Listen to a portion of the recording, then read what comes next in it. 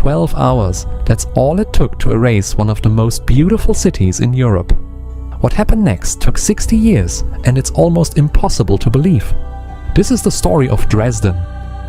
This was Dresden in 1944, called the Florence of the North, the most beautiful Baroque city in all of Europe. The Frauenkirche Cathedral had stood for 200 years, its sandstone dome visible for miles in every direction.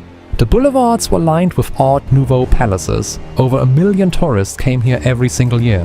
The Elbe riverfront was known across Europe as the balcony of Europe. Kings and writers came here just to see this view. The Altmarkt Square had been the beating heart of Dresden for 700 years. Markets, celebrations, ordinary life. February 13th, 1945. The war was almost over. Dresden had no military value. The city was packed with refugees fleeing the Eastern Front.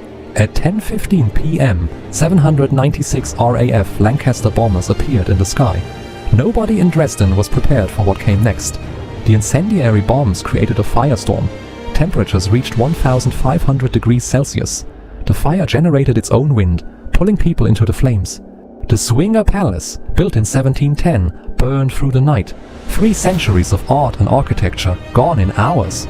By morning, 1,600 acres of city center were completely flat. The Florence of the North no longer existed. The Frauenkirche collapsed into a pile of rubble. East Germany left the ruins standing for 50 years as a permanent war memorial. Between 22,000 and 25,000 people died that night. Survivors walked through a city they no longer recognized. Then something extraordinary happened. Women, called Trümmerfrauen, rubble women, began clearing the ruins by hand, passing bricks one by one. By 1950, the first buildings were rising from the cleared rubble, but Dresden was now behind the Iron Curtain in East Germany.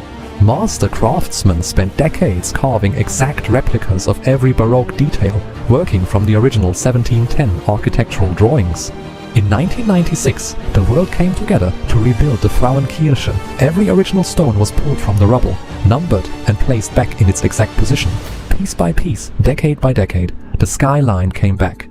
The same buildings, the same proportions, the same stone. October 30th, 2005, the Frauenkirche bells rang for the first time since 1945. 60 years of silence, broken. The Zwinger Palace stood complete again, identical to 1710. Experts called it impossible. Dresden did it anyway. Look at this, a photograph from 1944 and a photograph from today. The same square, the same buildings, 80 years apart.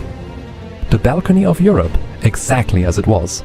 The same paddle steamers on the Elbe, the same skyline the kings once admired. Today, the Frauenkirche stands perfect and complete. Look at the walls. Dark stones are the originals from 1945 rubble. The light ones are new. One building, the whole story. At night, Dresden glows golden. The Baroque facades illuminated exactly as they were before the war. Inside the Zwinger courtyard, the same fountains, the same roses, the same golden details. Every single stone replaced by hand.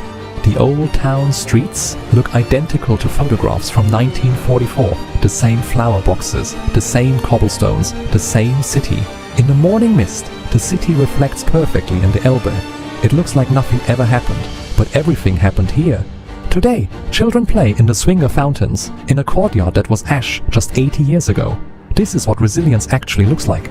Dresden was destroyed in 12 hours. It took 60 years to bring it back, but it came back, identical, beautiful, and alive. Next, Hiroshima. Subscribe so you don't miss it.